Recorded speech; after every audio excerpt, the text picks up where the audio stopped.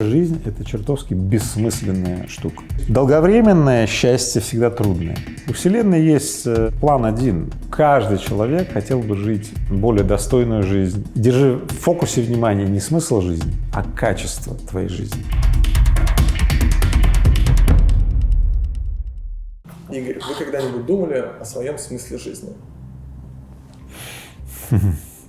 Давай я тебе скажу очень интересную вещь. Вообще жизнь — это чертовски бессмысленная штука. А смысл жизни любого человека — это то, как он себе придумал в данный момент. На примере это выглядит следующим образом. Мама, заботящаяся каждый день о том, одел ли ее сын шапочку и носочки, или звонящая, ты покушал. Она очень хорошая мама, которая видит смысл своей жизни в постоянном, неустанном контроле, заботе и так далее. Вот. Другие бы могли назвать это бессмыслицей какой-то. Типа надо менять. А я говорю, нет, подожди. Если эта родительница так придумала себе, что смысл ее жизни в отзванивании, в контролировании, что поел и что там одел, то это так и есть. Потому что человек выбирает и придумывает себе смысл. И никакого так называемого абсолютного там смысла, который бы вот всем подходил или был бы правильным и так далее, его не существует. Я за всю вот свою жизнь видел 3 раза сильно изменившийся смысл своей жизни. До 19 лет смысл моей жизни был прорваться. Чтобы что-то случилось, такое, чтобы вырваться из состояния, когда я никто и ничто и звать никак. С 18-19 лет мой смысл был оттрахать все, что движется. Тогда у нас начался бизнес, и надо было вот еще крыша, еще завод, еще фирма, еще рынок захватить. Это экспансия. Это был смысл. Слушай, потом вообще все поменялось, стало полной бессмыслицей. Вот это вот. То, в чем раньше было смысл, стало полной бессмыслицей. Появился совершенно другой смысл. Знаешь, какой? Я не мог найти долго. Был период, когда то отпало, нового не было. Это была такая дыра полной бессмыслицы. Я знакомился со всеми другими людьми, которые имеют какой-то смысл. Я типа примерял их смысл на себя. Подходит, не подходит. Я не мог найти. И потом вдруг я оказался среди людей, у которых смысл был передавание смыслов, практик, знаний, передавание другим. И я примерил это на себя. Мне так понравилось, я просто, я обрел в этом смысл. И с той поры, уже 8-й год, смысл моей жизни является передавание. То есть я передаю свои практики, смыслы, знания, наставничество, жертвую деньги на то, чтобы способствовало, чтобы как можно большее количество людей обрело такой же успех, как у меня. В семье, в бизнесе, репутацию в обществе, здоровье, во внутреннем состоянии и так далее. Вот все. И теперь у меня такой смысл. И я не знаю, какой смысл у меня будет, еще через некоторое время. Слушай, какой будет? Это же будет мой смысл. А тебе придется найти свой смысл. Я прочитал самый распространенный ответ, ради чего стоит жить. Это любовь. Некоторые говорят семья и дети, для кого-то личный успех. И еще часть людей говорит, что хотят сделать мир лучше. Что вам ближе из этих смыслов? Я только что ответил, что из вот этих шаблонированных фраз, которые я слышу из каждого утюга, мне ничего не подходит. Я не против них. Я видел очень много людей, которые действительно живут этим смыслом или присоединились к ним, или даже становятся инициаторами этих названий. Я тебе скажу следующее. Вот мой, смысл передавания себя другим, еще бы я уточнил, бесконечная другая игра. То есть мне очень нравится играть в разные игры и при этом быть выигрывателем. То есть у меня буквально кредо. То есть меня хлебом не корми, но я хочу поиграть в очередную какую-то игру, например, игру музыканта или например, исполнителя песен. И у меня еще есть целое семейство смыслов. И это все смыслы. И если кто-то бы мне сказал: Игорь, нет, выбери один, который оставь, а все остальные нет, я говорю: это твой вопрос? Отвечу тебе, как мудрецы говорят. Целое это не есть сумма составляющих его частей. Поэтому я и моя жизнь состоит из некого семейства. Ну вот у меня сегодня комбинация всенаправленных смыслов — это такое: филантропия, бизнес, книги пишу, песни записываю, X10 академию преподаю. Слушай, и еще я сейчас не буду все перечислять, потому что там список из 13 проявлений. И это все мои смыслы.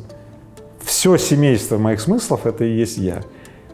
И поэтому я очень не люблю присоединяться к книжным фразам, которые говорят: вот главное, чтобы мир стал лучше. Я говорю: да я не против этого. Но у меня есть свое проявление, это вот мой индивидуализм. И всем другим людям советую все-таки творчески подходить. Ведь если ты взял даже в начале какую-то фразу и назвал свой смысл так, окей, можешь остаться при этом, а можешь поиграть с этим. Может быть, ты подберешь более удачную формулировку, и эта удачная формулировка тебя вдохновит. Попробуй. Игорь, сейчас есть большой тренд на формулирование смысла жизни таким образом, что жить нужно счастливо. И люди в погоне за таким вот счастливым образом жизни отказываются от всего того, что им мешает кайфовать, и часто становятся одинокими. Как вы относитесь к такому смыслу жизни? Ощущение счастья, если имеется в виду эмоциональное состояние какого-то приподнятости, скорее позитивное, такое благостное, наполняющее. Это одно из состояний человека. На самом деле, если жить в таком состоянии постоянно, то это физиологически невозможно, кроме как если на алко-наркотических веществах, но недолго. Это так называемое химическое или наркотическое короткое счастье. Долговременное счастье всегда трудное.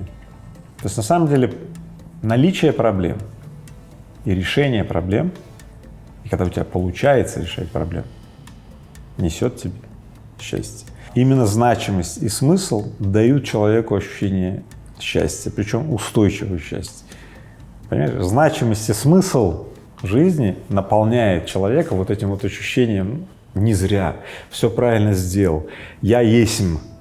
Но, как правило, люди хотят очень быстро включить это счастье, и идет химия, наркоалкогольные вещества, и ты знаешь, кто главные люди, которые эти алконаркотические вещества в большом количестве поставляют в магазин.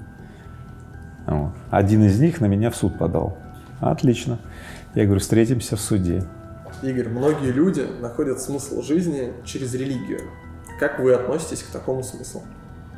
Религия издревле существовала и сейчас существует как действительно способ обрести определенные убеждения, такую систему верований, систему ценностей, которая помогает человеку справиться с трудностями и невзгодами жизни, с болью жизни и сохранять при этом хорошее внутреннее состояние. Поэтому религия не является целью, а является инструментом во вспоможении для того, чтобы человек чувствовал хорошие ощущения. В этом смысле люди, которые используют религию для того, чтобы сохранять вот это вот состояние, они молодцы, что это используют. Те, для кого религия является смыслом или ценностью и так далее, скорее всего, они близки к религиозным фанатикам. И в данном случае просто не буду это комментировать. Абсолютное большинство существующих религий, которые уже там 1000 лет или тем, которым несколько сотен лет, они устарели и иногда не отвечают потребностям современного общества. И поэтому сейчас бурно расцветают, назовем это так, современные религии, которые адаптивны к существующему темпу жизни. В этом смысле надо людям обратить внимание, что поиск и нахождение подходящей религии, это система ценностей и верований, дает тебе, помимо шаблонов, которые тебе очень помогают сохранять хорошее состояние во всех жизненных невзгодах, но они дают тебе сподвижников. Знаешь, как говорится, очень важно в жизни найти своих людей. И очень часто люди находят своих людей в неком сообществе. А что такое сообщество? Фактически это группа людей, разделяющих какие-то ценности и верования, можно ее назвать религией. Если это не какие-то секты, разрушительного типа, или там религиозные фанатики там завидуют. Такое тоже есть, но, слава богу, меньшинство. Почему люди на протяжении нескольких тысяч лет задают себе вопрос, в чем смысл жизни? Человек ясность хочет, некую эмуляцию стабильности. Ну, мозг очень хочет сформировать такую вот систему представлений, в которых вот он отключится и перестанет работать. Мозг — это такая штука, которая страшным образом настроена, ну, вот всей нашей генетикой настроена на то, чтобы уменьшить энергопотребление. И поэтому, когда она воспринимает мир как неопределенность, она очень сильно расходует энергию, и поэтому определенной эмуляцией стабильности и ясности является ответ на вопрос, в чем смысл жизни. И если этот смысл жизни, например, поел ли твой сын, то это очень простой смысл жизни, который позволяет родителю или родительнице обрести очень ну, как бы мощное подтверждение. Смотри, ну, она тебе звонит, мама твоя, говорит, ты поел? Ты говоришь, да, поел. Он говорит, фу, поел. Смотри. В этот момент родитель реально тебе, говорю, чувствует кайф, ощущение полной осмысленности своей жизни, существования, чувство выполненного долга, материнского, любого, как человек, понимаешь? Ну все, кайф. Поэтому на самом деле до какой поры будет существовать такая генетика человека, человек будет себе задавать этот вопрос. Тот смысл жизни, который ты выберешь, да, и будешь обслуживать, он будет очень сильно влиять на качество твоей жизни. Поэтому держи в фокусе внимания не смысл жизни, а качество твоей жизни. То есть если качество твоей жизни хорошо, и ты им доволен, и ты находишься вот в таком состоянии, значит, все твои формулировки про смысл жизни тебе подходят. Поэтому, смотри, когда говорят, в чем смысл жизни, я иногда говорю, слушай, можно я покажу? Игорь, правильно ли я понимаю, что если у каждого человека свой смысл, то общего смысла у человечества нет? И получается, что Вселенная никаких планов на человечество не имеет. Представь себе, что каждый человек хотел бы жить более достойную жизнь, более счастливую, более какую-то, ну, богатую, более наполненную, насыщенную жизнь. Это так, естественно. Мы бы могли проживать такую жизнь. И я бы мог сказать, что это и есть вселенский замысел. И высшее человеческое откровение именно в этом. Поэтому реализация именно такого, ну, поддержки именно такого плана мироздания я уделяю очень много времени. Все мои филантропические проекты, связанные с дошкольным образованием, со школьным, с поддержкой экосистемы предпринимательского мышления, обучением X10 Академии и так далее, они, в общем-то, в поддержку этого великого мироздания, которое увеличивает благосостояние и процветание, ну, каждого человека. Создание общественных благ, доступных каждому.